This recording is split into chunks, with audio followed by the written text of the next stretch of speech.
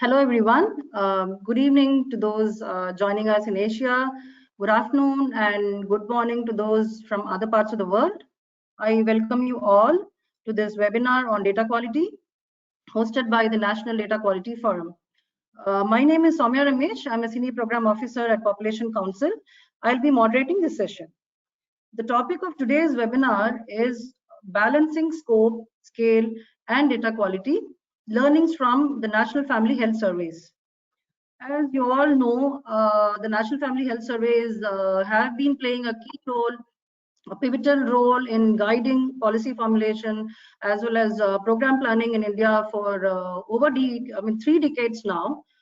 Over the years, with each round of NFHS, the scale and scope has increased, posing some challenges for ensuring the quality of data. During the last phase of data collection in the 5th round of NFHS, the COVID pandemic has further exacerbated the challenges for survey administration and maintaining quality. So in order to address these challenges and ensuring quality, the nodal agency for NFHS, the International Institute for Population Sciences, Mumbai, implemented several innovations in this. So in this webinar, we will be hearing about these innovations that were implemented by IIPS. We have with us two speakers, Dr. S.K. Singh and Dr. Lakshmikant Dwivedi. And we also have with us Dr. Sulabha Parasuraman, who will be the discussant for this webinar. Our first speaker, Dr. Lakshmikant Dwivedi, is a professor in the Department of Survey Research and Data Analytics at IIPS Mumbai. He has 15 years and more years of experience in teaching and in research experience in the field of survey research methods, applied statistics, demographic models. His main area of research are large-scale surveys, research methods, evaluation of data quality of large-scale surveys, small area estimation, applied econometrics, statistics, applied multivariate analysis, impact evaluation in the field of demography and health. Welcome, Professor Dwivedi. Our second speaker, Professor S.K. Singh. He's a professor and the head of the Department of Survey Research and Data Analytics at IIPS Mumbai. He has received fellowships and awards from a number of international organizations to present research findings and share major findings of collaborative research projects. His research interests include large-scale demographic and health surveys, modeling of rural-urban migration process, migration and health, especially HIV/AIDS, and size estimation of hidden population, women's empowerment, and their vulnerability to HIV/AIDS and malnutrition among women and children. Welcome, Professor S.K. Singh. Our discussant today, Dr. Sulabha Parasuraman, was a professor and head of the Department of Population Policies and Programs at IIPS Mumbai. After completion of long career of 27 years as faculty in IIPS, she retired in December 2011. After retirement, Dr. Parasuraman was a consultant with UNICEF, Nandi Foundation, and Tata Institute of Social Sciences, Mumbai. She was an expert consultant for nationwide survey, the Rapid Survey of Children in India, and Global Adult Tobacco Survey 2, conducted by Ministry of Health and Family Welfare. And Dr. Parasuraman is a member of several committees constituted by the Ministry of Health and Family Welfare. Evaluation of health and family welfare programs, population projections, large-scale sample surveys are her special areas of interest in population sciences. Welcome, Dr. Parasuraman. Again, thank you all for joining in. Just a few rules. All participants will be on mute except for the speakers. We will be taking chat-based questions. The chat box will be kept live throughout the session. You can type in your questions anytime during the session in the chat box. With that, over to you, Dr. Dwivedi.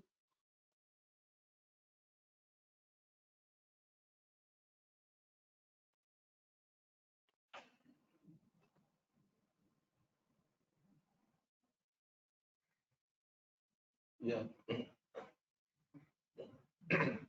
Yeah, good afternoon, ma'am. So I would like to share the slides.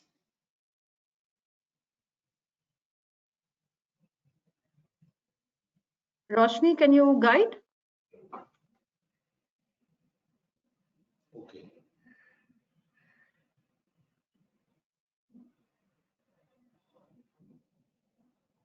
Sir, you can go on presentation mode. We can see your screen now. Okay. Okay.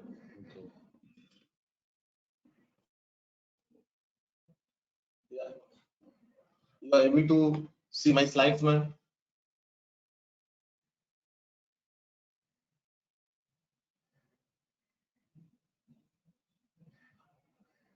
Yeah. Yes, sir, we can. Okay. Okay. Yeah. Good afternoon, all of you. Good afternoon, Professor Sulva, ma'am. And it is my pleasure to speak on one of the important topic on this webinar. At the outset, I am very much thankful to Dr. Soumya Ramesh for giving me opportunity to speak on data quality and whatever I am going to present on the assessment of the data quality in the National Family Health Survey. This is the joint study undertaken by IIPS and POP Council. But whatever the view I will express in the next maybe 25 to 30 minutes, that is my individual. It is not from the from IIPS or POP Council. So actually, basically, NFHS 5 data is not in the public domain. So whatever the analyze, I will present it from generally based on the NFHS 4 data. And the sir will present about the pandemic situation, how this data quality has been monitored and it has been improved. So if you look at the NFHS 4, it was actually planned based on the NFHS 3 as the benchmark with expanded scope where the from state level to the district level estimates has been provided. So because of district level estimates, the sample size has been increased around 6-fold. Earlier it was around 1 lakh, now it has been 6 lakh, and then from 3,500 PSU to around 28,500 PSU have been covered in NFHS 4. So now, and actually this NFHS was planned every 3 years, and in NFHS 4 there was a partial support from the Ministry of Health and Family Welfare, but from NFHS 5 onwards, it is purely supported by the government of India. So now, if you look at the good quality data, actually there are number of factors which are affecting the good quality data. So it includes the size, what are the scientific design is there, what is sample size is there, and also designing of the questionnaire, training of interviewers, and the quality control during field work. So maybe that there are some of the factors are related with the sampling error, some of the related with the non-sampling error, and these are the total error which is the concept in the survey research method. So now, if you look at the sampling error that has been controlled, that is by increasing the sample size or by using the appropriate designing the questionnaire, one can control the sampling error. But look at there are a number of one sample size has been increased. There are number of factors come into picture and which affect the quality of data, like training of interviewers. What are the measures has been taken during data collection? So these are the important points that need to be remembered. Whereas the sampling error could be measured and non-sampling error, it would be a little bit tough to measure the non-sampling error. However, in NFHS 4, we have tried to measure the non-sampling error for the two states of Jharkhand and Kerala with different type of design. So one of the approach which we have adopted in NFHS 4 or even in NFHS 5 is to make a modular approach. There is district and state model. So there are two model we have adopted. In the state model is nothing but the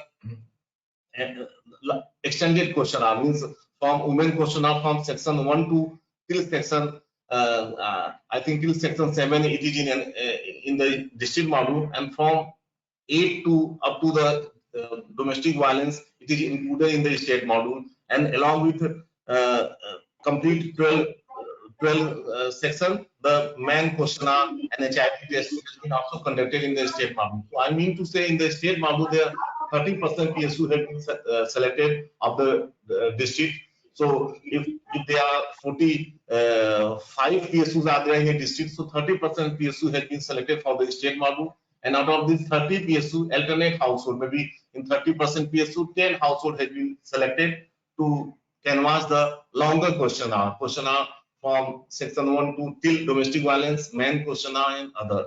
So there are different steps also has been taken to the non-sampling. Another one is that if you look at the biomarkers, so there are number of biomarkers has been increased. Even sometimes you are not following what the gold standard methods are there. The only to improve the biomarker is that to increase our response rate, to balance the response rate above the 90%. That was the main aim. That response rate, and which is one of the important factor in non-sampling here, has been controlled by introducing the different types of biomarkers, and you are even providing the testing of anemia, blood glucose, hypertension to the respondent at the time of the survey. They are testing and you are providing these are the your health status. So it increases our response rate and help in increasing the response rate. So now if you look at the number of questions, so in the household, because of biomarker, the number of questions has been increased, and even women questionnaire, the increase has been observed from over 2 to NFHS 2 to 3, and from even 3 to 4 also, and men questionnaire. And however, the village questionnaire that has been dropped from NFHS 3 onwards because of the you are estimating the HIV prevalence. So sample size, as pointed out, sample size has been increased almost 6 times, and the number of PSU from 3,500 to around 28,500. And you look at another important dimension, why you are measuring that time, how much time it has been taken. One need to be very much careful about the design of the survey, like state module versus district module. So in the state module, what would be happen if you take the state module, women with no childbirth and women with having 1 or more children? So what average time has been taken to complete the survey, to complete the particular questionnaire? So now what would be happen? It is in Andhra Pradesh around 46 minutes have been taken if women are having 1 or more than 1 child. Generally, women are having 1 child because Andhra Pradesh fertility is low. So during last 5 years, most of the women are having 1 child only. So average time has been taken to 46 minutes as compared to if not having child, it is 33 minutes. Whereas in Sikkim there is some issue was there because of initially it was planned in the Sikkim, so some of the issues are there. So that's why Sikkim you are not able to capture. But there is a lot of variation is there. So this variation indicates that Dr. LKD, I'm sorry, your slides are not moving. We are still in the introduction slide.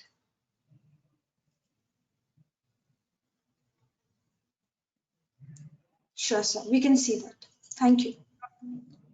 You are able to see now? We are able to see our table, sir. And it is moving also, no? Yes, it's moving now. Okay. Thank you. So now if you look at the sorry for this. So if you just take the this table, that average time taken in minutes to administer the full women's schedule, that is in the state module versus district module, but we have taken only the state module sample, and then we have taken what average time has been taken. So there are maybe sample size has been increased, but because of this modular approach, you have able to control the non-sampling in a larger extent. So this is the average time taken. Except Sikkim, there are some other issues are there. So average time taken is larger when women having 1 or more child as compared to women when not having any child, and it is very obvious. So if you look at the on average at India level, around 44 minutes they are taking to complete 1 women's questionnaire as compared to around 28 minutes in the women who are not having any childbirth. So there is a huge variation is there, and based on this one can look at the can examine the quality of data. In Uttar Pradesh, if you look at average time is around 51 minutes as compared to 31 minutes when women not having any child. So huge variation is there, and that will help in determining the quality of data. So if you look at the planning stage, you are planning the determination of sample size. So determination of sample size is well known, that everyone knows what so some different type of formula and other thing taking whatever the money is available and how much time. Accordingly, we can set the overall sample size. But how many households should be selected from each PSU? That is one of the very important tasks to control the sampling error. If you look at the, if earlier in the NFHS 1 to 3, the average per PSU it was 50, then maybe 45, 30. In the NFHS 3, there is a variation is there according to size of the PSU, but it was more than 35 household in each PSU, at least till NFHS 3. But in NFHS 4, we have tried to reduce this clustering part, because two women of the same PSU is highly correlated as compared to earlier. So now these villages are becoming more homogeneous in nature over the time period. And then what will be happen to control this clustering effect? We have decided to look at the 20 women per PSU. Now, if you look at this table, one indicates the intra-class correlation, means correlation between two women of a given PSU in the selected states of India like Kerala, Gujarat, Punjab, Uttar Pradesh, Assam. So it clearly says that there is no that much pattern has been emerged, but it seems that over the time period this ICC has been increased. Even if you look at for Punjab, for rural area, use of family planning, the ICC is around 0.11 as compared to urban area, it is too low. So there are so many indicators are there. Even if you look at the anemia for Punjab, for rural area, it is very high, but for other states, the value of ICC is too low. So in a similar way, if you look at the full vaccination, it ranges from 0.04 to 0.15. So there's a huge variation is there across the different states of India in the selected MCH indicators. But one is to be concluded that it is around 0.05 to 0.15. So over the time period, this ICC has been increased, and then how you have adjusted in our model. So this is the before NFHS 4 and NFHS 4 was planned. You have conducted this study, and then you have simulated that one. After taking giving the B and different HVP 70% and sample size on 2000 and creating different type of ICC, what would be the procedure? So if ICC is 0.05 and if you are selecting 30 household per PSU, then you are losing 36%. Our design effect will be around 2.45. So then you have decided that at least you should control that, or maybe you are paying, or our cost will be involved more. So that is okay, that you can bear that cost. So that's why our number of household per PSU is around 20. The design effect will be 1.95. Now our design effect has been reduced and it is around 1.25 to 1.45 and varies from state to state. So I mean to say this is one of the important aspect where you are getting the lower standard error in NFHS 4 or you will get in NFHS 5, because you are keeping at the lowest number of household in each PSU if you compare across all the DHS countries, and then you are able to control this clustering effect, and that is happen at the planning stage. Means our design is that one. Now again, if you look at now coming to the non-sampling part, so this is the first slide. So actually in the next maybe 10 to 15 minutes, I will cover all the different types of aspects, overall quality of NFHS data. So if you look at from NFHS 1 to 4, so we are asking the age of the women. So one in the household questionnaire, the head of the household will report, and in the individual questionnaire, women will report. So if there is the same head of the household will be remain same, that we have excluded from our analysis, and that is around 30%.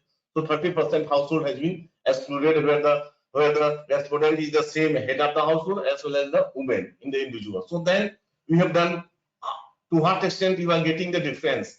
If you assume that women, whatever the age is reporting, that is the accurate, and as compared to the head of the household, how this pattern has been changed. So in NFHS 1, if you look at around 20, head of the household is over-reported the age of women around in case of 24%, and that percentage was remain same in NFHS 1 to 3, but in NFHS 4 this has been reduced drastically and it is close to the 6%, whereas the under-reporting earlier was 22 to 27%, but in NFHS 4 it is close to the 9%.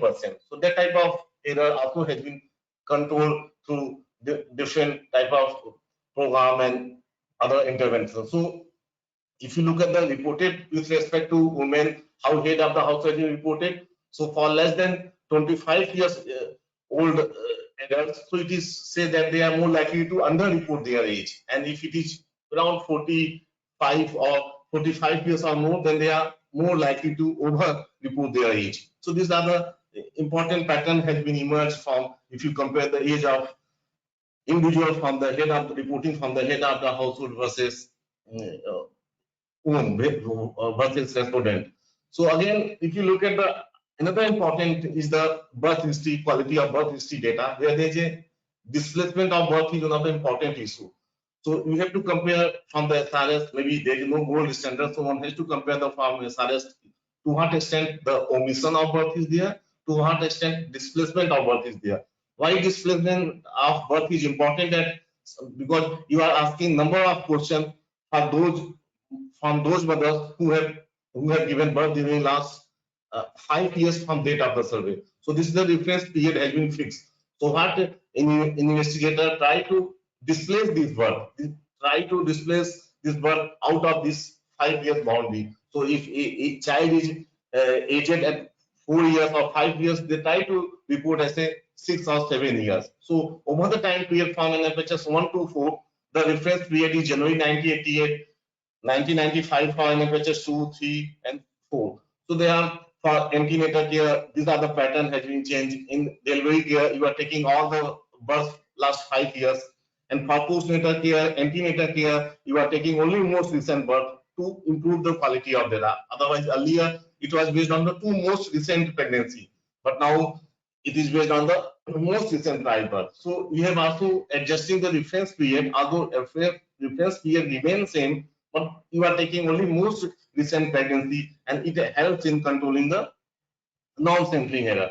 Even if you look at this graph, this is the total fertility rate estimated by each year from NFHS 1 to 4, as well as the SRS. SRS is denoted by the black line. So if you look at if you compare SIS versus NFHS TFR, there is not that much differences are there, even earlier from NFHS 1 to NFHS 4. So it can be concluded, and it is well cited in the literature, that there is no omission of birth is there. But if you look at the displacement, it clearly shows that in earlier time, in the 1980s, 1990s, or till 2000, there are so many ups and downs are there. So it means that, for example, if you look at the 1st January 1995, there are some ups are there, then fertility has been declined. So no one can assume that suddenly fertility has been declined from this to this level. Means the investigator has tried to displace the work, tried to put in the out of the reference period, so that they can reduce their workload. So this tendency was more found in NFHS 1, 2, and 3. But you look at the 4, that pattern almost has been disappeared. You will find there is a smooth curve. There is no such spikes and dips are there in NFHS 4 around the reference period of 2001, which was more in 1995, 1988. So it may be concluded that the displacement of birth has been reduced, and it might happen because now most of the people are having their mother-child protection card, where the child of birth has been mentioned. So the investigators are writing from that one.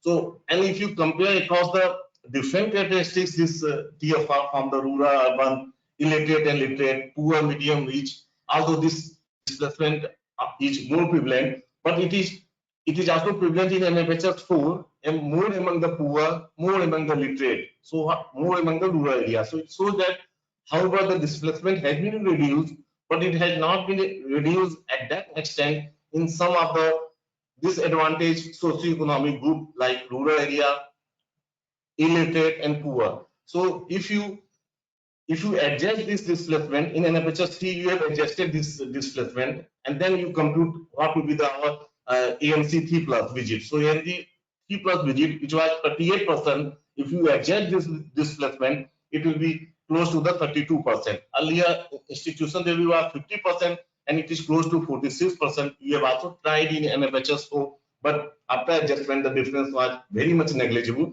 but still 2 to 3% differences are there. Now, if you look at the another aspect of the child anthropometric measurement, and this needs where there is now a lot of debate is going on the stunting. So where NFHS also need to look at how to improve this child height data, particularly height data and as well as weight data. If you look at the by month of interview and their standard deviation. So just we have computed the standard deviation by different month of interview.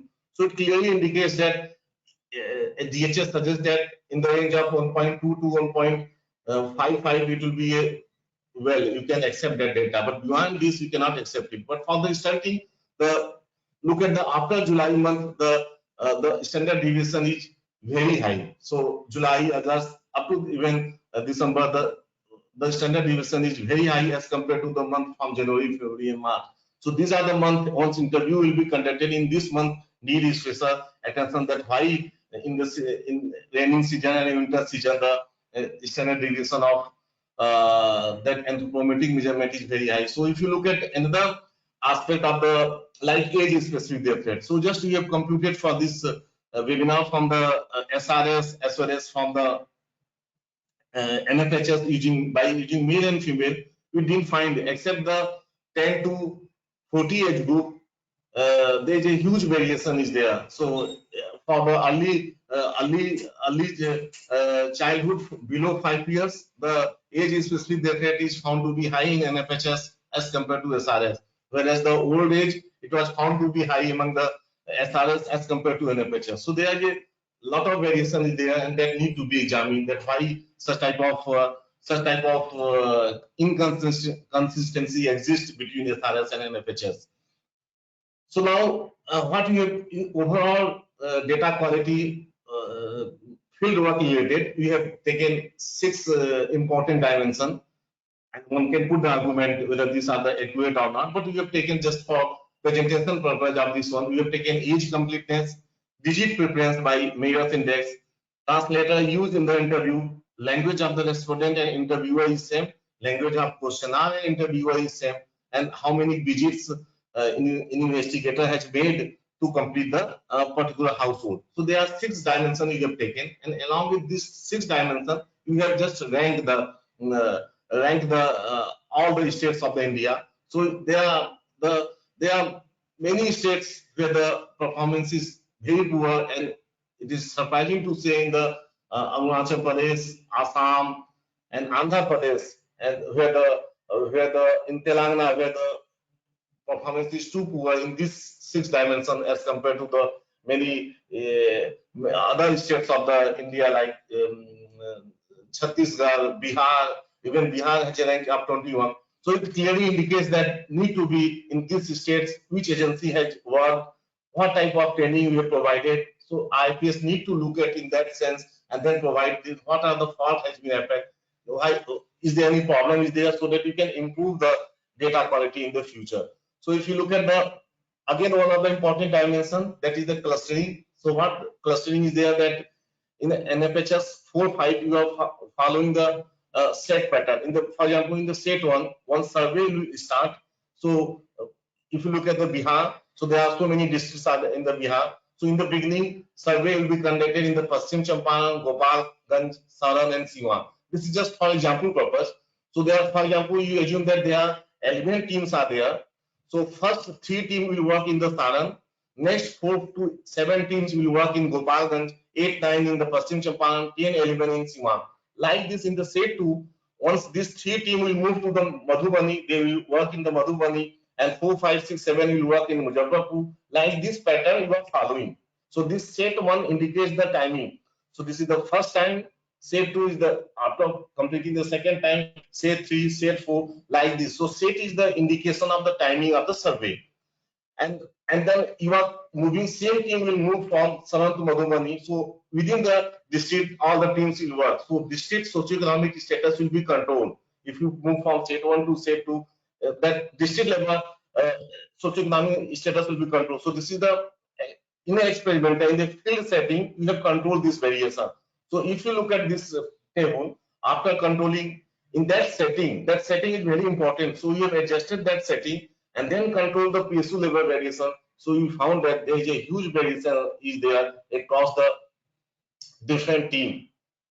Team has worked within a district, but still there is a significant, some teams are performing very well as compared to another team, like immunization card not seen. So some of the teams have worked much better than the other teams where they have tendency to not to see the card. Like this, if you report that birth had been occurred at the home, so we'll find there are many questions has been skipped. So we don't find after within a district, and if you control the PSU level variation and all other characteristics has been controlled, at least team level variation should be disappear, but actually it does not happen.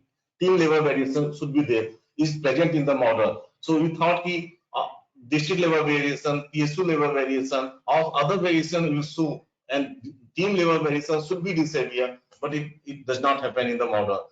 So again, you have taken the child anthropometric measurement, and child anthropometric, you have taken the 8 dimension to compute the quality of height for age data, and 5 dimension for weight for height, and height is the one of the important one. So we have taken the completeness of date of birth, which help in computing the height for age, digit preference, biologically impossible values, absolute difference between mean height for age by month of birth, December versus January, completeness of anthropometric measurement, digit preference for height, standard deviation you have taken for height for age, and height in appropriate measure. Inappropriate measure means if less than 23 months, it should be measured in the lying down, or it can be measured in the standing down. So it is inappropriate measure. So there are 8 dimensions are there, and then weight for height you have taken for 5 dimensions. So this is the ranking of the states across the different states of India. Again, Andhra Pradesh, Arunachal Pradesh, and Assam, they are performing. Their performance are not good. They are performing very poor. Whereas the surprise Manipur has stands first, but Manipur, UP, and other Bihar, they are that in that term they are performing better than the even some of the southern states of India. So there is a huge variation is there. Where Kerala performs very well, but in Karnataka there is a lot of problems is there, and that also our experience also suggests that it is very much close to the our experience of the Karnataka and other states. So there is a huge variation is there across all the states are there. But what I wanted to conclude that if you split the timing of the survey, beginning, middle, and end, then we found that data quality is very poor in the beginning of the survey. If this is at the India level, if you split that one, so you found that pattern, and even that pattern has been prevalent in across all the states of India. For example, in Tamil Nadu, there are 6 states are there. So this set is related with the timing of the survey. So first one in the x-axis, one is means survey has been conducted there first, followed by second, third, and sixth. So data quality is poor. Poor in the terms is the relative term. So poor when survey has been conducted in the first, at the time of 1 as compared to time of 4. So in the beginning of the survey, there is a huge data quality problem is there. Even in Tamil Nadu, in the Andhra Pradesh, where is the quality it has been improved in the middle of the survey, but at the last also, the data suggests that there is some problem is there. Even in the Bihar, in the beginning of the first 2 states, major issues are there. Rank is 8 and 7 as compared to the middle or last, and that is close to our experience now. So in Karnataka also, West Bengal and Rajasthan. So this is the very much consistent across all the different indicators of the year. If you look at the Uttar Pradesh, has been divided into 3 regions: UP West, UP Center, and UP East. So what you find UP West, I will not take the name of other, but in UP West, PRC Lucknow has done, they have conducted the survey, and as compared to this one in this indicator, their performance are good, and not only good, even all the relatively all the states are performing better than as compared to Center and East region. If you look at the 1, 2, 3, 4, 5, and it is close to our experience also. Same that is true for our experience, and that is true for MP East or West. So you can safely conclude that in the beginning data quality is not up to the mark. So there are something different type of intervention is required at least next 15 to 20 days as compared to the middle of the survey, and again in the last in the last of the survey need also special attention. So if you look at this workload is a very important one. So per PSU, how many children are there, and it will determine the workload for a particular. So if you look at from southern to northern states, the workload varies a lot. For example, in Bihar, for PSU, on average, you are getting 16 children. In UP, although the number is low, but it is around 12 children. Whereas in Tamil Nadu, on average, you are getting 5 to 6 children. In Andhra Pradesh, you are getting close to 6 to 7 children. So there is a huge variation is there in terms of workload of the team from southern to northern states. And then in the y-axis, you have taken the workload, and in the x-axis, you have taken the standard deviation of height for age. So if you look at, although pattern is not very much consistent, but it clearly indicates that where workload is very low, like other like Odisha, Tripura, Kerala, Punjab, West Bengal, their standard deviation is well at the admissible range. Whatever the range is decided, in that range it will fall. But other where there is a workload is very high, like Eastern UP, Western UP, Jharkhand, the standard deviation is very high. So that need to be look at that work-wise distribution also from the. It cannot be the remaining same for 3 and 4 days across southern to northern states. That number of days need to be relooked at in the whatever data such as that one. So we have carried out this multi-level order. So by taking the district, team, and PSU level, and also this is the cross classified between district and team, because one team can move in another district also. So there is a cross classification is there.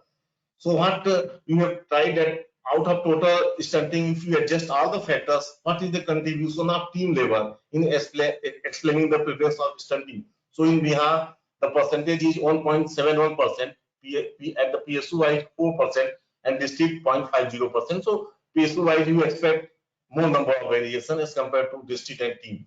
But surprising that team also has explained higher percentage as compared to even district level variation. So if you look at Tamil Nadu, West Bengal, even Eastern Uttar Pradesh, Central Uttar Pradesh, the percentage of variation is around 2 to 5%. So, and this variation is very much significant. So it concludes that even after adjusting all the factors, the team level variation played a major role in determining the height of the children. So same that is true for the vesting and underweight also. So now what I just want, based on this research, there are many learning findings are there. So what I wanted to conclude that misreporting of ages of household numbers showed a decreasing trend from NFHS 1 to 4. Problem of birth displacement has significantly decreased over the past now, but still needs attention in the case of poor household and poor household where women are not educated or they are rural area that need to be attention, but still it has been improved. Wasting or this standard deviation of height for age is strongly affected by the month of the interview that need to be attention, and then some of the mortality indicator need to be looked at. And team level factors play a significant role in explaining the variation of overall data quality of NFHS. We thought that these team level factors will be disappear, but actually it is playing a very significant role in most of the indicator. The data quality of age has improved over the time period, but quality of height measurement of children below 5 years of age needs some investigation. And in the beginning and end of the survey, the field agency should be more cautious about the data quality. So thank you everyone.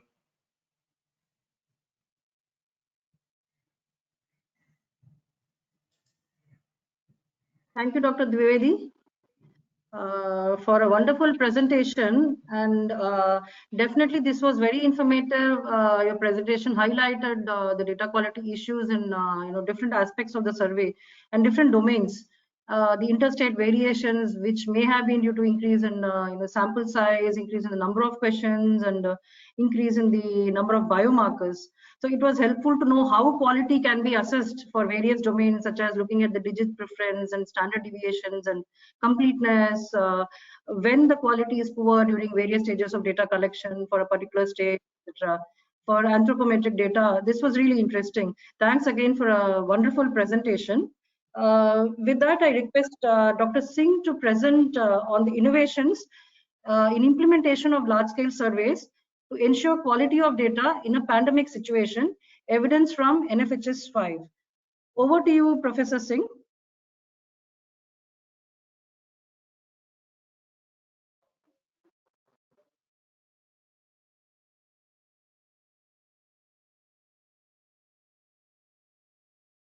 Sir, you're on mute, sir.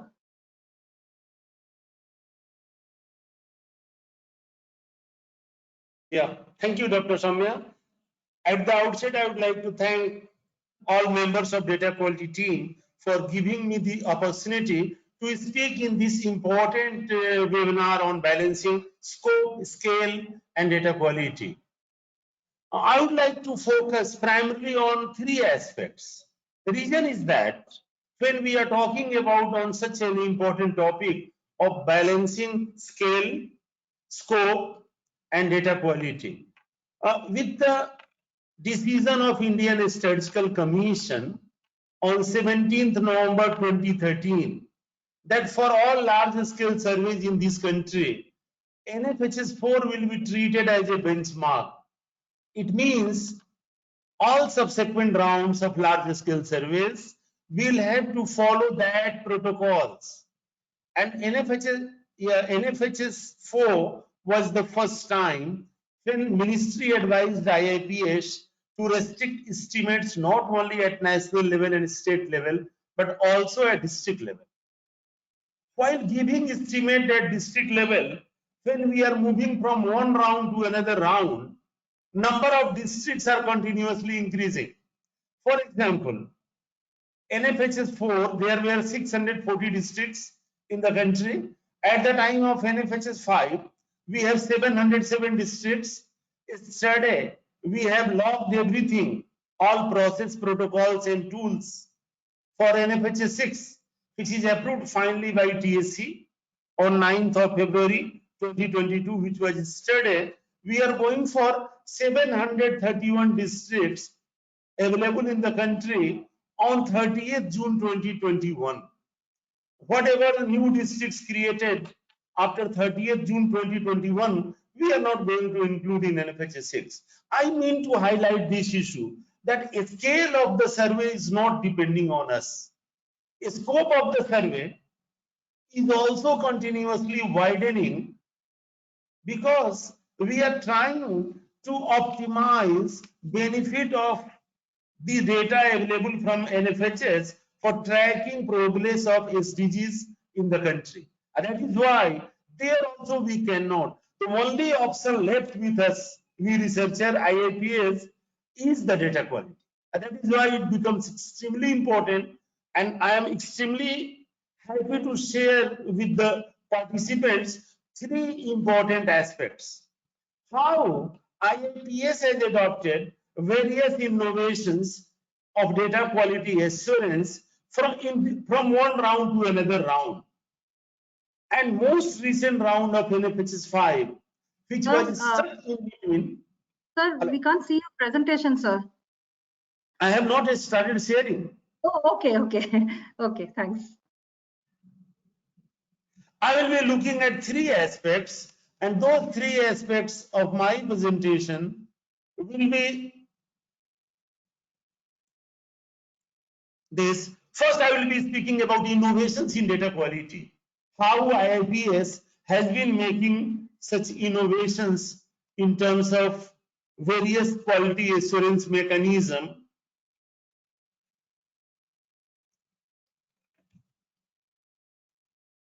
Let me minimize this.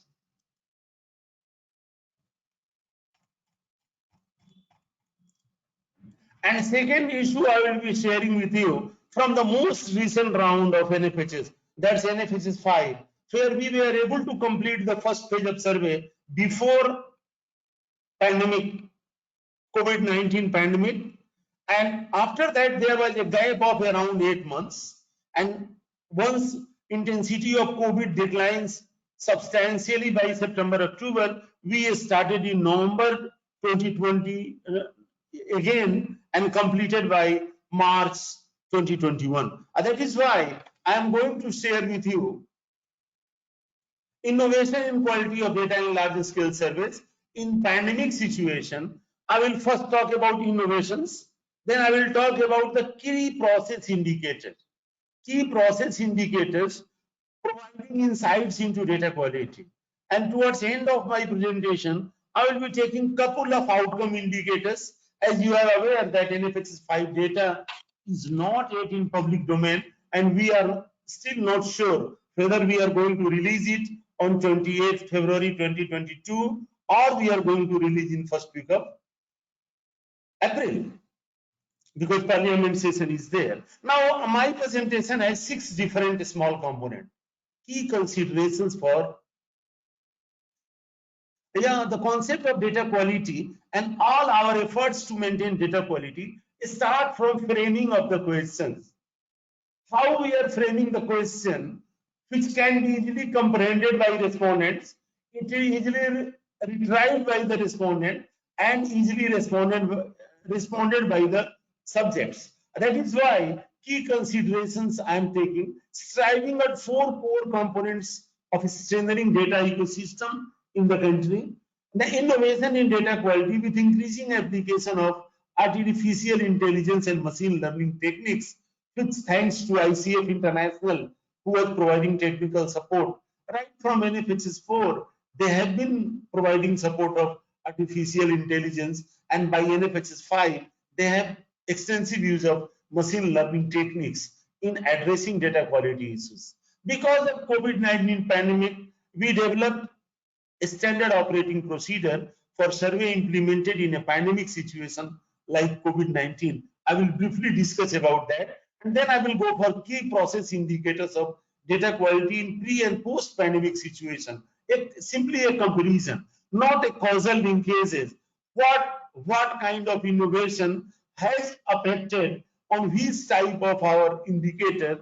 That analysis can be done only after entering into the unit level data. Implication of SOPs on anthropometric data quality. These are the 6 areas around which I am talking. The first issue was key consideration for new questions. Though a scope of and a scale is increasing, but we are always taking care of that to include only those questions which are helpful in tracking the progress of policy and programs in the context of SDGs. Because around 1,000 questions, we have already achieved a saturation level. After NFHS 4, there is no scope of increasing questions. We argued on those lines, but SDGs are such a things where we are not. Not only SDGs Indian indicator, but also aligned with DHS program, which is providing indicator for global SDG indicators. There are some differences between that. Then it relates to emerging issues of health and well-being of people at national and sub-national level. That's always priority for NFHS. That is why, despite of our unwillingness, NFHS 6, which we have finalized yesterday, either 50 questions we have changed, or some new questions like COVID, suffering from COVID, hospitalization from COVID, distress financing due to COVID, and COVID related deaths. Those issues are certain things related to migration, because COVID cannot look into isolation. All of us are aware. I mean to say that around 50 new questions are there, free from any ambiguity in canvassing question in field situation. That's our priority. And questions which passes cognitive testing in diverse situation in community setting. These are the 2 qualitative criteria which decide whether we should go for this question or not. I am telling you a simple example. NFHS 5, when we finalize all question schedule protocols, in a steering committee meeting, Secretary Water, Hygiene and Sanitation suggested to include access to toilet. But despite all, we could not get time to pretest that. After looking at access to toilet facilities, we realized that the question is not properly understood by the subject. It is not well comprehended. It is not retrieved properly. And that is why response is also not very good. Now we have dropped it. Similar situation is the disability. I mean to say that NFHS used to take it very seriously right from beginning. It should be conducive to overall response rate of the survey. All of us are those who are participating in data quality workshop. I am not required to explain you how important is the response rate for computation of our weights vis-a-vis efficiency and effectiveness of estimates derived from a survey. And that is why we are taking care of that. And those questions which are used for research and intervention.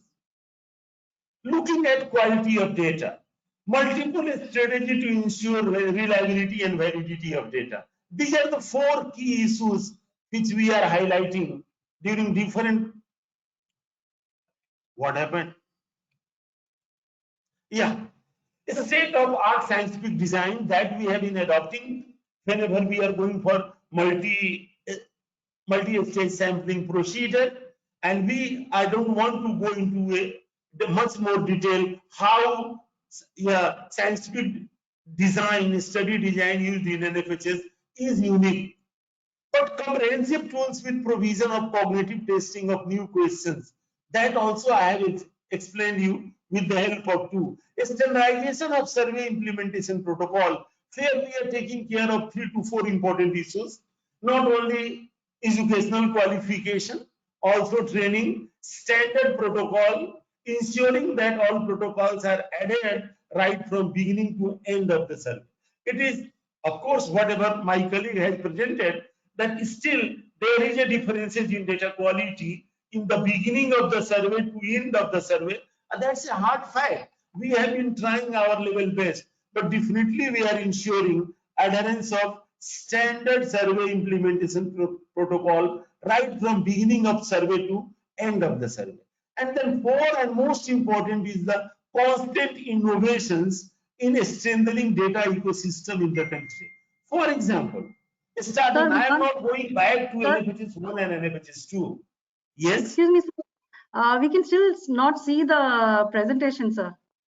Why? You are not able to see presentation. No, sir. Roshni, can you help? Yeah, he's been made the presenter. There should be a pop-up message on your screen that says show my screen. 1 minute, 1 minute, 1 minute. Let me see that. Stop my webcam. Is it visible now or not yet? No, no. Just hold on. Just hold on. I'll just help you out.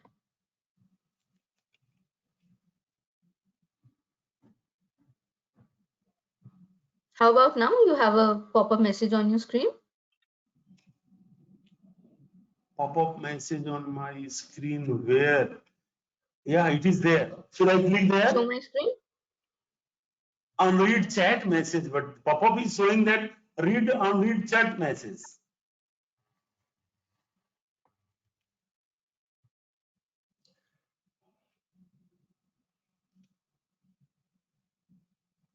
Roshni, can you help me?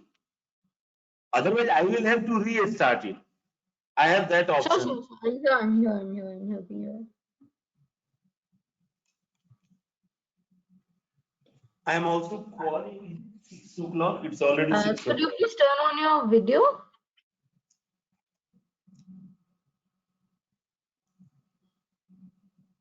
Yes. Yeah. Now, do you have a message on your screen that says share my screen? Show my screen. Yeah. Yes. Yeah. Press on that, please. You click on that. Yeah, Perfect. Is it visible? Yeah. Now we can see your screen. Yes. Yes. Now we can see. You could just put it on slideshow. Stop sharing my webcam. Is it all right? Or not Yeah. required? Now, if you could just put it on slideshow, then I think it will be bigger and we can continue from where we left. Perfect. Please continue, sir. I was here. Yeah, I was talking about that NFHS has always been engaged in innovations in our quality assurance mechanism to strengthen data ecosystem in the country. And if we are going from different round, our multi-layer monitoring and supervision of fieldwork in order to minimize the missing events has been a strategy right from NFHS 1. But NFHS 2, when we started looking at biological markers, we made all our efforts to minimize instrumental and human error and transcription error in collection of biological data. But real issue was NFHS 4. My colleague Dr. Lakshmikant has already explained about what is the concept of nested design. Many people used to call district module a state model.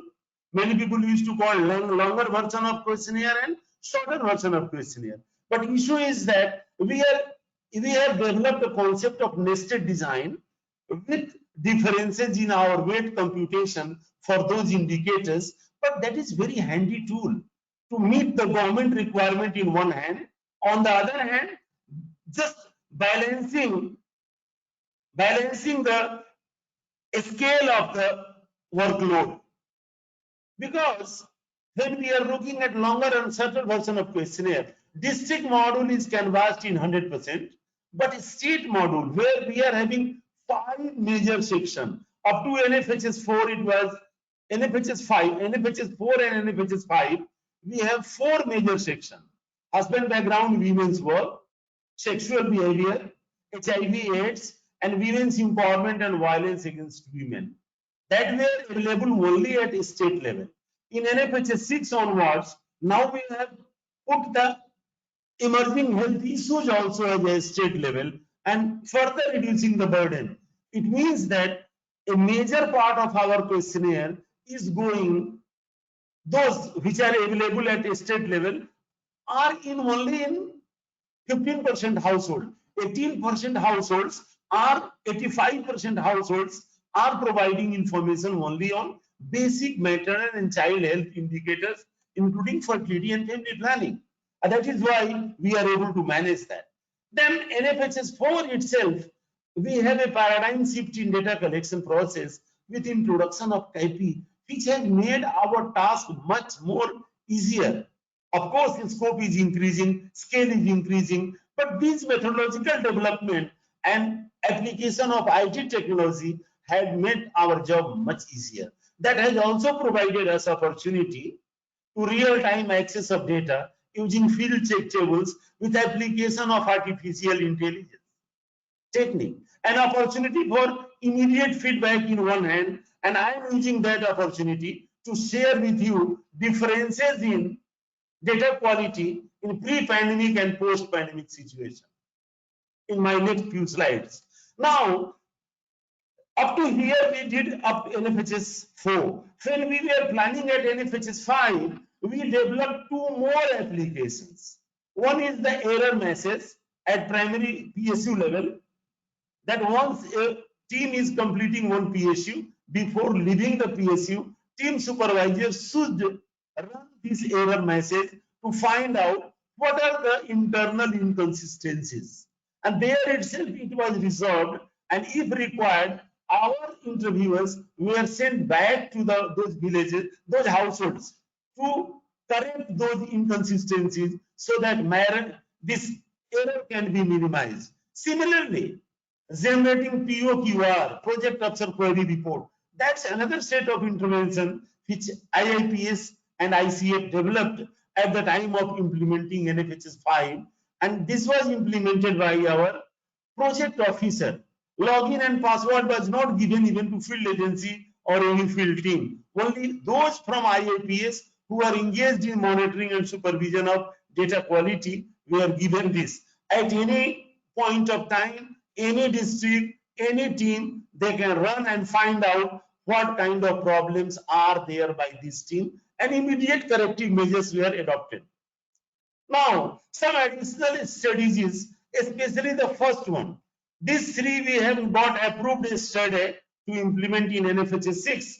First one, we in post-COVID survey, we have already implemented this. Shift from individual to team-based data quality monitoring and re-interviewing 25% household in 20% PSU in each district on some selected indicator and matching with original data, and our specially designed data quality monitoring team will decide which one we are going to keep.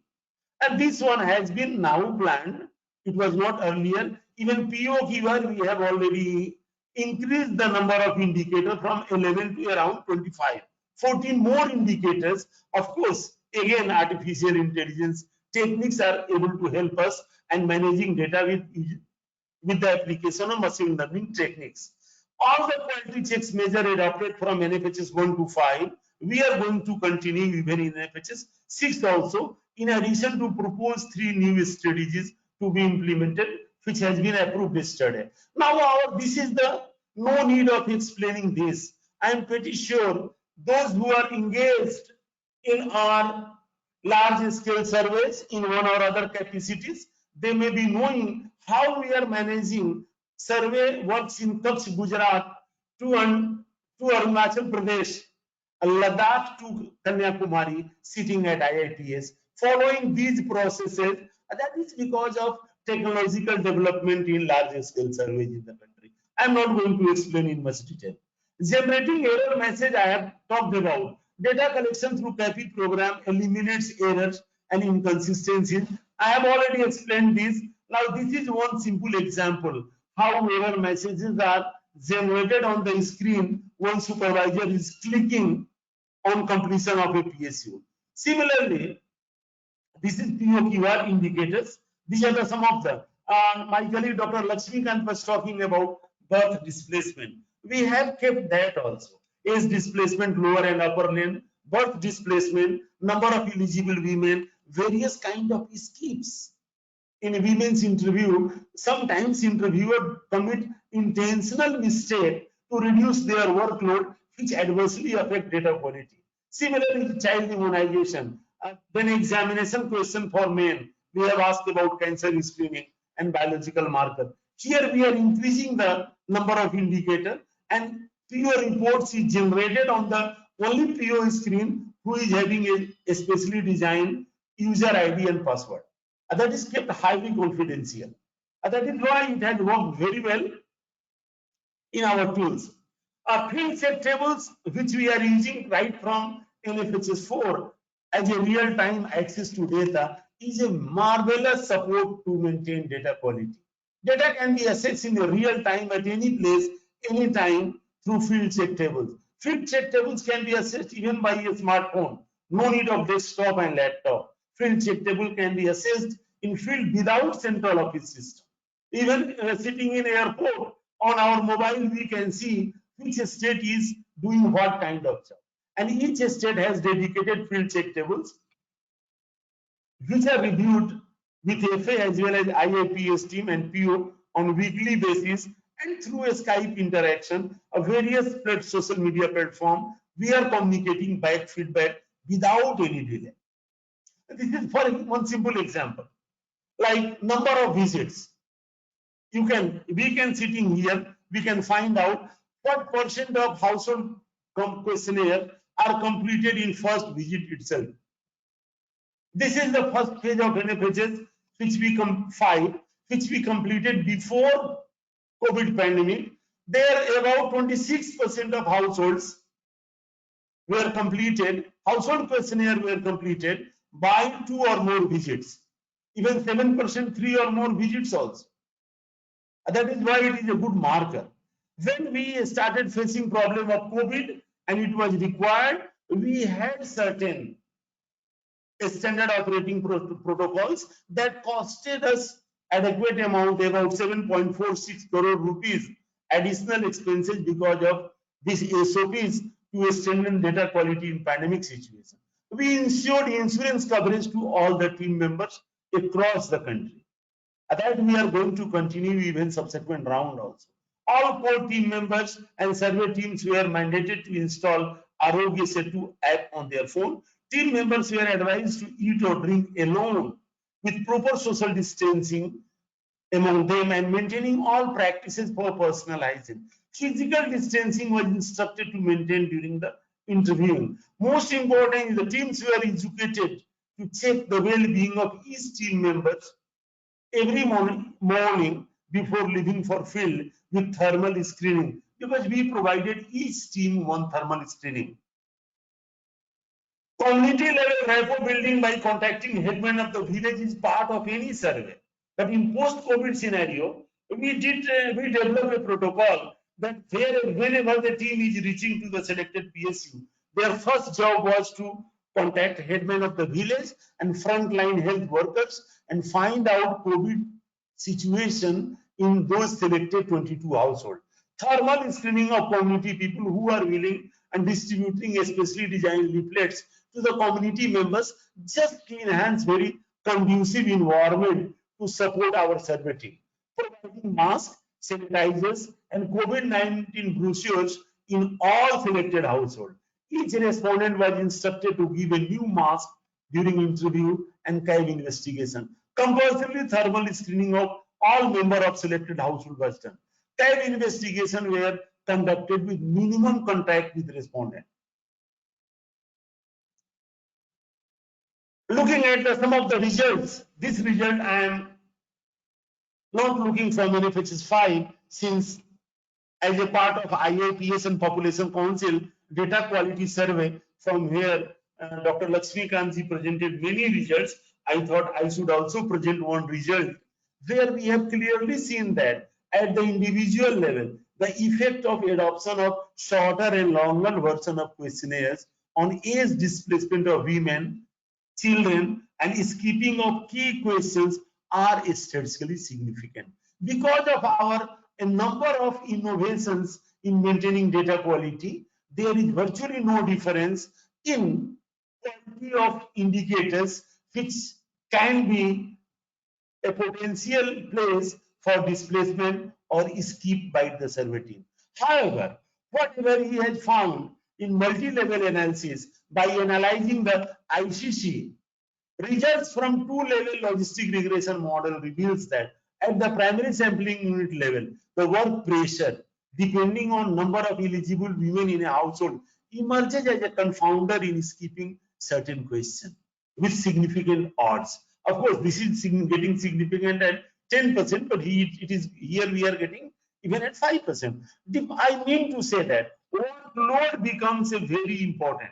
It means that when we are going ahead for survey implementation by fixing in advance the district module PSU, we are going 3 days, and a state module PSU we should go 4 days. That it would be better if we can allocate days of visit by looking at workload.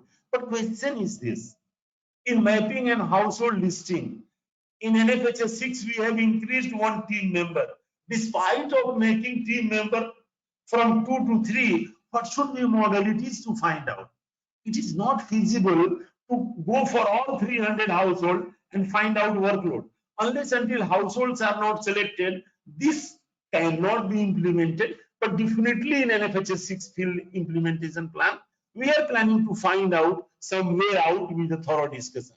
Findings of this study establish effectiveness of adopting a modular approach in large scale survey depending on scale of investigation. It's a clearly differential workload call for expanding duration of survey in PSUs where number of eligible women are higher.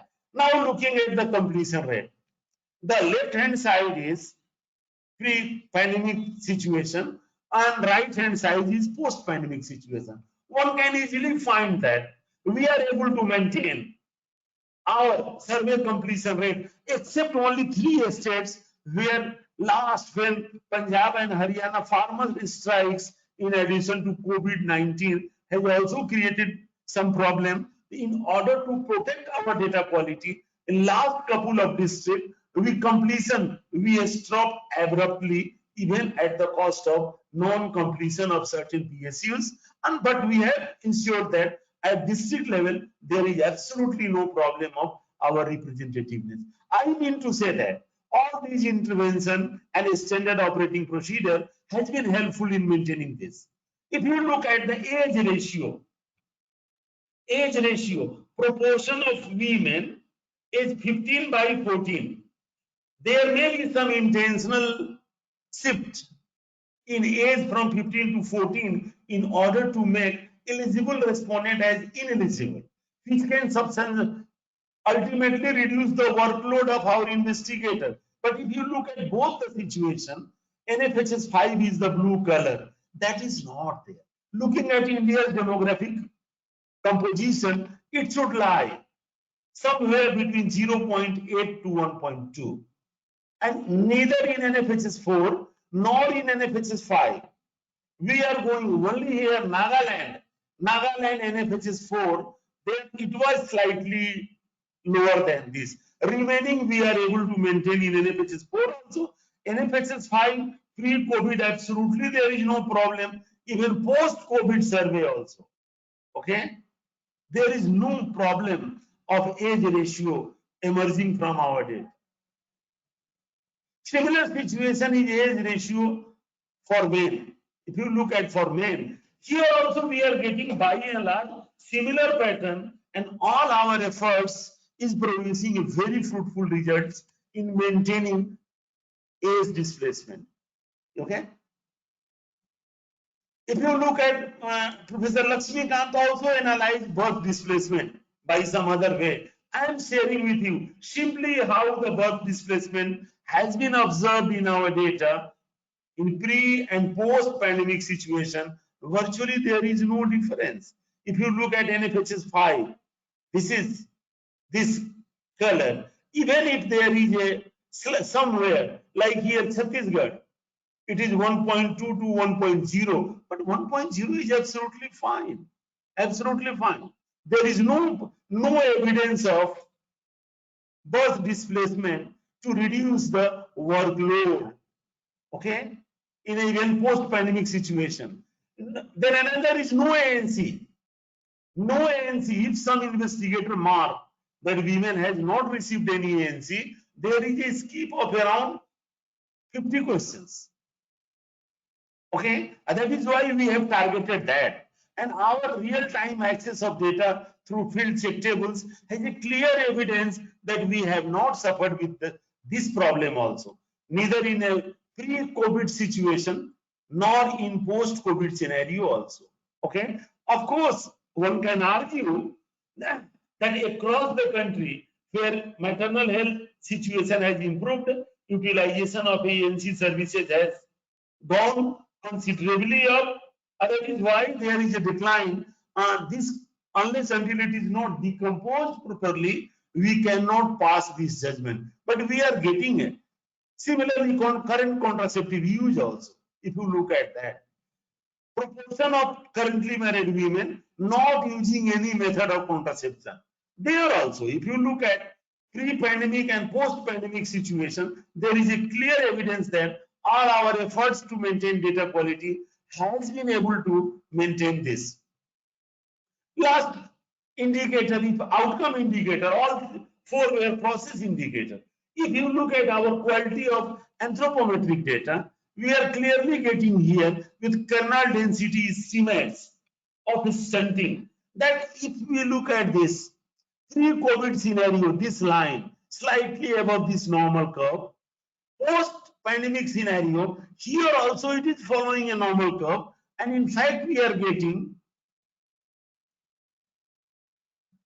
very better situation here. Standard deviation has gone down, skewness has also gone down. Of course, mean has also come down. If you look at from NFHS, even NFHS 2, 98, 99, NFHS 3 were much more, but NFHS 4 onwards, it is continuously declining.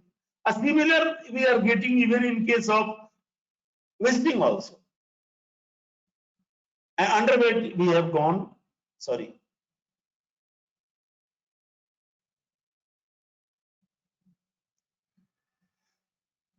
If we are looking at wasting, here also we are getting both standard deviation as well as are declining. Of course, slightly here kurtosis peak of the curve has slightly gone up, but even mean has declined. All the three indicators are providing us evidence that even during post-pandemic scenario, we are able to manage the quality of data. There is no distortion in data quality. Thus, to sum up, I can say that NFHS has been striving at continuously increasing quality assurance mechanism, including a standard operating procedure for pandemic situation. Results of key indicator based on shorter and longer version of questionnaires do not differ significantly, which may be attributed to quality assurance mechanism, of course, without looking at causal linkages. Workload-based estimation of working days may be a better strategy than fixed number of days for a team working in district and state model PSUs. Shift from individual to team-based movement of project officer for data quality monitoring are more effective. That we have realized in post-pandemic scenario. That is why we have got it approved from our TSE of NFHS 6 study. Now in NFHS 6 entire survey implementation, we are going to follow that. Provisions of re-interviews and data matching help in ensuring data quality. This also you have experienced in post-pandemic survey in NFHS 5. That is why got it approved for NFHS 6 survey implementation. No significant quality deviation is observed for anthropometric measures due to pandemic. I can say with confidence. Thank you. Thanks a lot to all of you. Thank you so much, sir, for a wonderful presentation. It was interesting to learn about the innovations from framing the questions to how machine learning techniques were used to improve data quality. Thanks again. I now request Dr. Parshuraman to share her views. Over to you, Dr. Parshuraman.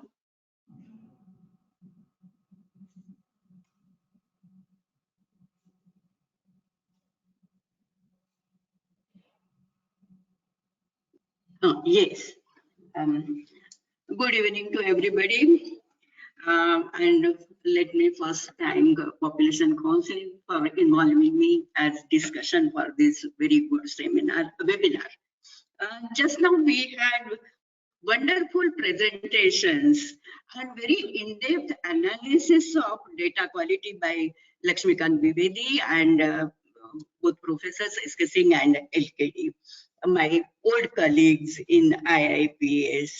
They had very in-depth analysis of NFHS 4 and NFHS results.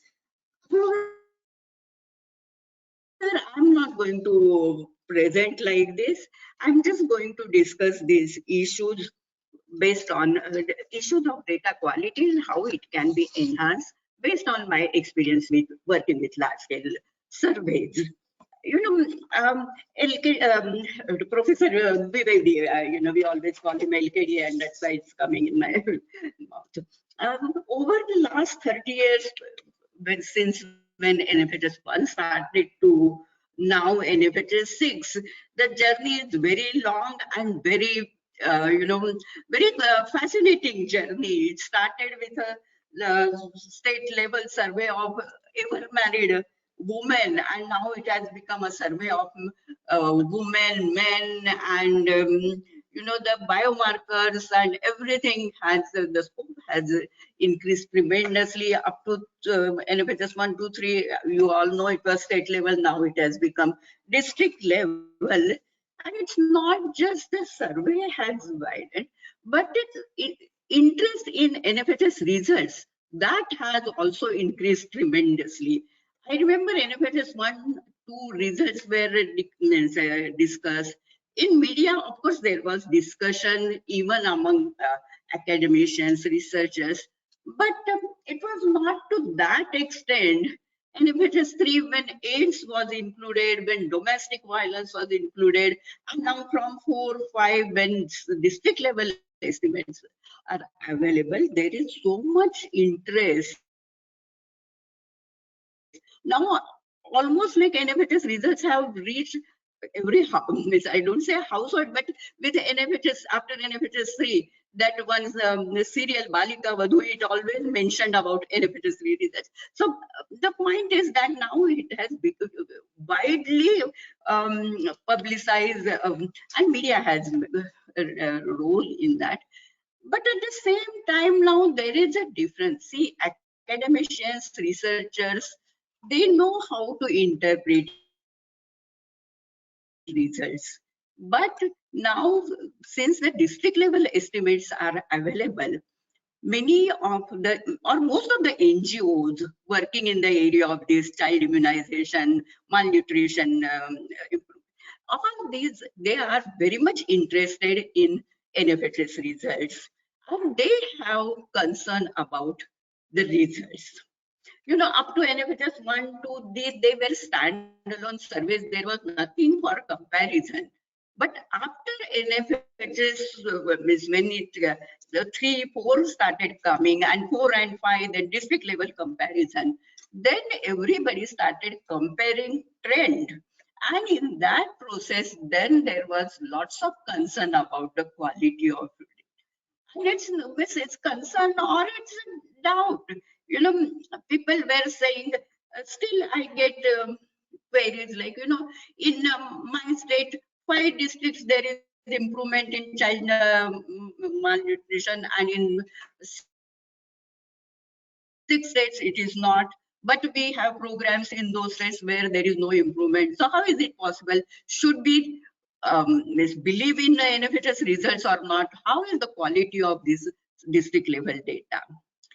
Actually, now I feel that the way Professor Dwivedi has explained us, that there is no problem in NFHS results. We can accept it. Now, the only thing is that IIPS or NFHS need to really publicize or you know, come to media and say that how these results are reliable. You know, NFHS doesn't really, it's a survey to survey comparison. It's not made. Comparison in the sense the trend line is always shown in, say, child immunization or family planning use or maternal health indicators. But there is no statistical test of significance. You know, I worked for a global adult tobacco survey that was also like NFHS, but it was state level, of course. But when GATS 2 came, second round, then in our report itself, we published the significance of change in the prevalence from GATS 1 to GATS 2, statistical significance.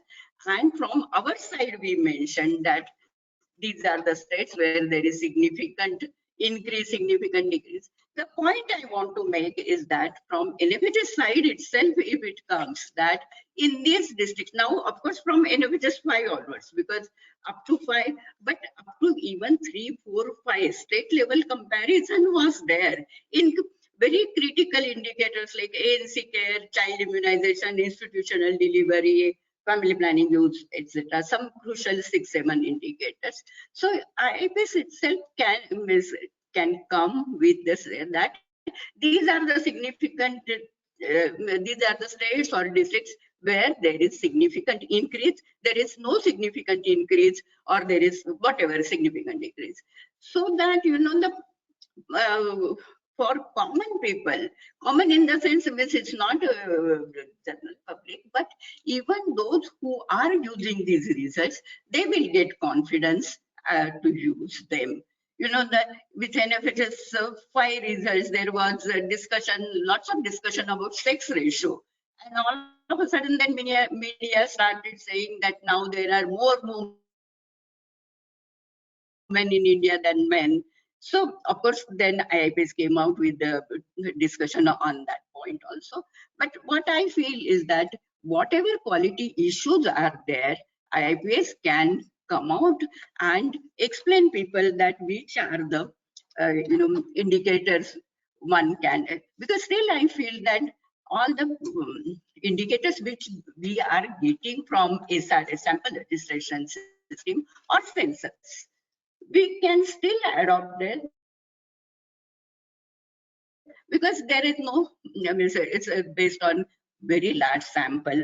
That is one thing. Now, coming to these issues of quality, I feel that when it comes to sampling error, I don't think that they have very large role in determining quality, because our sample design from NFHS 1 to NFHS 6 is very foolproof, and it's not just one person is deciding, it is a committee of experts, and there is no problem. Oh, the real quality concern arises from non-sampling error. But at the same time, I feel the errors in all stages can be controlled. planning, then questionnaire drafting, sampling. Now there is no question of data transfer because it's automatic. Tabulation, everything is under control, and I am very sure that it's done with 100% accuracy, and there is no problem. Only, and even if there is some error, these steps can be repeated. As Dr. Singh was explaining that COVID questionnaire was missed some questions, there was not implemented properly, but immediately changed. So all this data is what I mean to say that non-sampling errors at different stages can be controlled. The only crucial stage I always find is that interview. It is the crucial stage which can solely affect the quality, and this cannot be repeated. Though Dr. Singh explained that now 25% interviews will be repeated. I didn't get clearly, but some repeat re-interviews and then checking with first and second.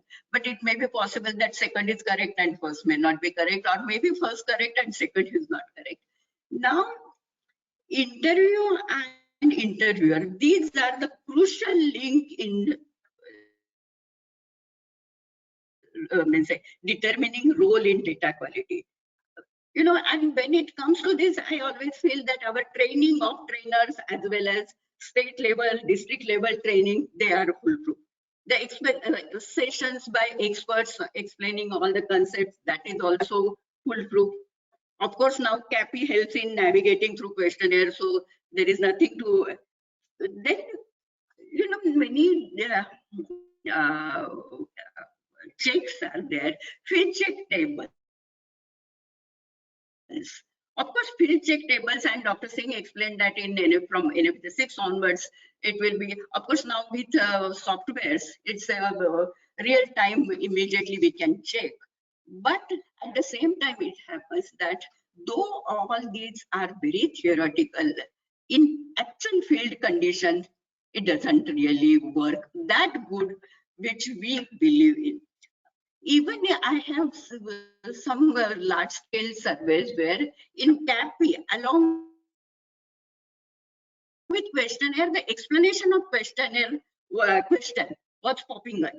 But at the same time, investigators are in such a hurry, they could not really, or they were not really reading, because after 10-15 interviews, most of the interviewers have whole questionnaire by heart, and even though the explanation was coming, they were not looking into that.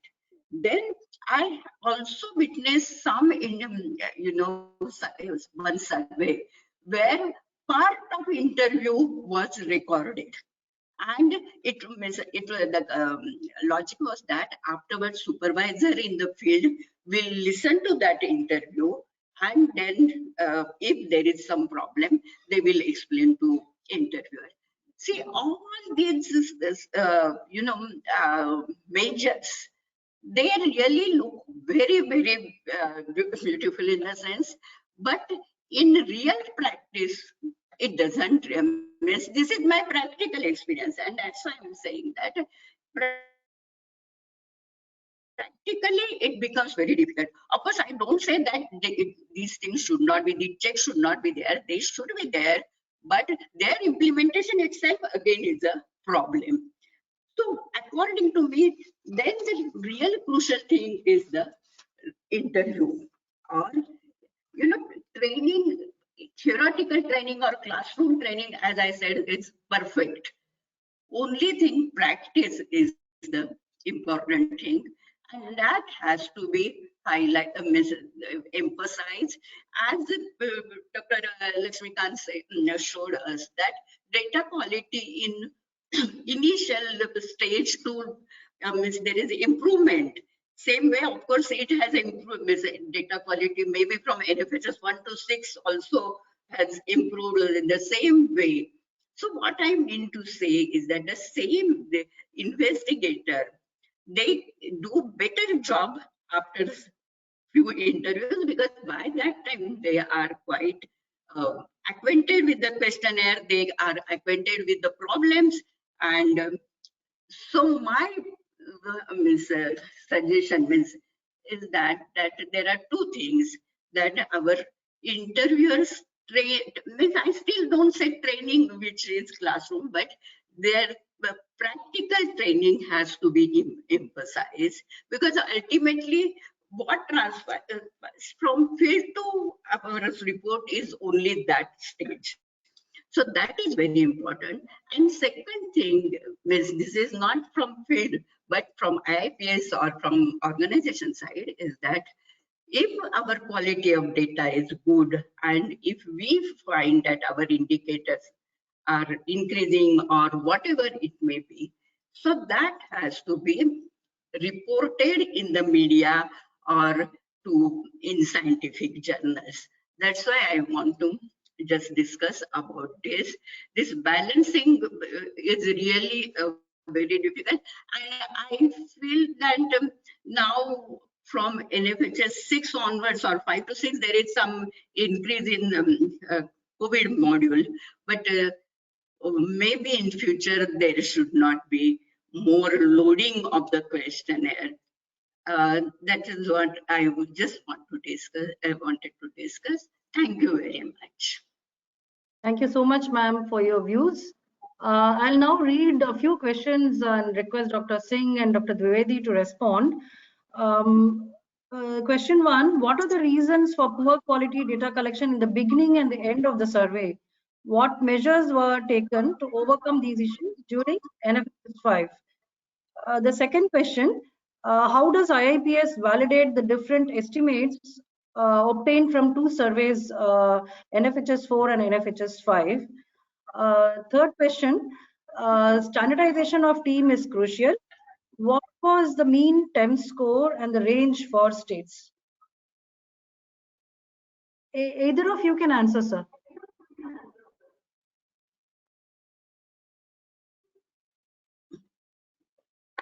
We are following a standardization technique in CAD training, but truly speaking, I don't remember exactly how much score was given to his team. Basically, we are following all those standard protocols. Some medical people have raised this, might have raised. If required, we can put it from Dr. Sarang.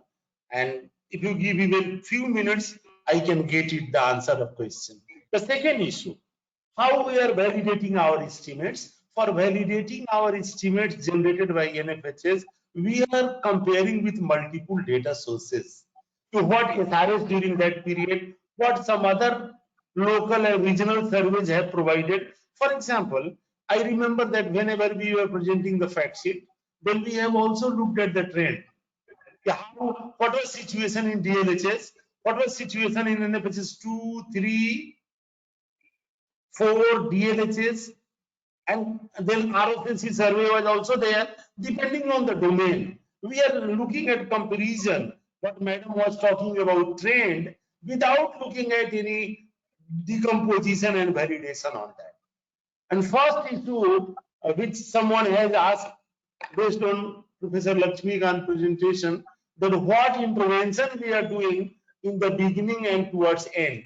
After first 3 days of the field work, we are stopping field work for few days. We are analyzing those data.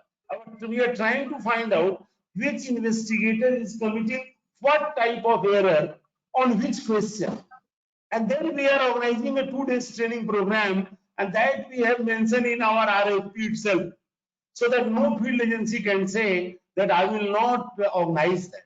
But that is our approach. First 2 weeks of the survey, we are stopping survey twice after completing one PSU and trying to find out who is committing what type of errors and immediately intervening. And after that, only weekly Skype interaction. Okay, and if I remember correctly, Professor Lakshmikant mentioned that in the beginning there is a deterioration. But as survey moving from first set of district, because NFHS 4 onwards, we have survey implementation plan has a clustering of districts. And we know that the districts which are included in first cluster, where all teams are working in 2-3 districts. We are taking due care. Faculty is there. Our monitoring staff is also there. After 3 days, we are taking brief and reviewing their work performance. That we are doing. After that, we are following every week a Skype interaction, looking at those errors, how it is going on, who is committing what kind of error. For example, I am giving one simple example. In our domestic violence module, women's empowerment, which is in section 11, there is a provision that if interviewer says that I am not getting complete privacy, you can stop the interview. And we used to check what percent of respondents, okay, who is truncating the interview, they are citing that reason. That clearly gives a pattern. Even I presented about field check tables result only by taking mean. We are also having team-wise standard deviation also, but that I couldn't print. Those tools are very handy for us. Earlier, up to NFHS 3, we were having field check tables which were using paper pencil and evaluated by PIs in IIPS. Now the same thing we have converted into real-time access of data. That is why that's not a problem. Every day PIs are following every day. Even whenever we are going to bed before sleeping, we are just looking at our mobile. How is the performance of which team? That is why we are taking care. Thank you, sir. So just 2 more questions, sir. Although we are over time, we started a little late, so just 2 more questions. Is there any document available in public domain for details on ML and AI used for data quality in NFHS 5? That's one question. Other question was what mechanism was taken for offline recording the questionnaire and syncing with the server, especially in villages where there is no internet facility available? See, up to NFHS 4, we were following the system of internet-based file streaming system. But in NFHS 5, we are not following, we are using Sync Cloud. That's a much modified. For that, those kind of offline, online is not required. Once data is collected, as soon as the KIP will enter in an area where internet accessibility is there, it will be on the number one. Number two, up to NFHS 4, once data is paused and entered, you cannot revisit there. That is why, in order to strengthen our data quality, we have changed that in Sync Cloud in NFHS 5, and we have made a provision of back check, revisits, and if changes are required, re-interviewed. If changes are required, those changes can be edited. Okay. Thank you, sir. And regarding application of artificial intelligence and machine learning, truly speaking, it was developed by our technical partner, ICF, on our demand. NFHS 4 time, they automatically develop our real-time access. NFHS 5 time, not in the beginning. I am telling you, when NFHS 5 TOT we were attending in Goa, on the very first day of TOT, there was a TSC meeting. And one colleague from UNFPA, he raised that question, how effectively we can utilize information of back check. Then ICA programmer was there, Fred was also there. We requested what can we do. Within 7 days, they developed these 2 applications. And now our IT team at IIPS has decoded all. In migration of those tools and techniques, all those techniques have been transferred. And now we have a team of 5 IT personnel at IIPS. They have virtually completely been trained in that. And we are becoming completely self-dependent. Very wonderful. Thank you, sir. Thanks, Professor Singh and Professor Dwivedi. We actually have some more questions, but due to lack of time now, we are already a little late. So we'll not be able to respond to all those questions, but we'll definitely get responses to all your questions and put it up on the NDQ website. I would like to thank Dr. Parashuraman, Professor Singh, and Professor Dwivedi again for a great discussion. And I would like to thank the participants for being patient with us and for participating in this webinar. Please look out for more invites from NDQF for upcoming webinar. Thank you, everyone. Thanks a lot. Thank you so much. Thank you, ma'am. Thank you.